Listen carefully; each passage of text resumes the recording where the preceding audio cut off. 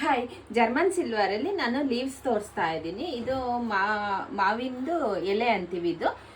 ಇದು ಮಾಮೂಲಿ ನಾರ್ಮಲ್ ಎಲೆ ಅಲ್ಲ, ಮಾವಿನ ಎಲೆ ಅಂತೀವಿ. ಈ ಥರ ಬರುತ್ತೆ, ಈ ಥರ ಬರುತ್ತೆ. ನಾವು ಈ ಥರ ಚೊಂಗೆ ಈ ಥರ ಲೀವ್ಸ್ ಸಿಕ್ಕಿ ಕಾಯಿ ಇಡ್ತೀವಿ. ಇದು ಕಾಯಿ ಬಂದು ಸ್ಟಾಕಲ್ಲಿ ಇಲ್ಲ.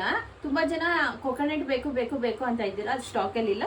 ಬರೀ ಲೀವ್ಸ್ ಇದು ಬರುತ್ತೆ. ಇದು 5 ಬರುತ್ತೆ ಲೀವ್ಸು. ಇದ್ರದ್ದು ಪ್ರೈಸ್ ಬಂದು ನಿಮಗೆ 700 ರುಪೀಸು ಪ್ಲಸ್ ಶಿಪ್ಪಿಂಗ್ ಇರುತ್ತೆ. 1 ಲೀವ್ಸ್ ಆದರೆ 2 ತೊಗೊಂಡ್ರೆ ಫ್ರೀ ಶಿಪ್ಪಿಂಗ್ ಇರುತ್ತೆ. ನೋಡಿ ಈ ಥರ ಬರುತ್ತೆ.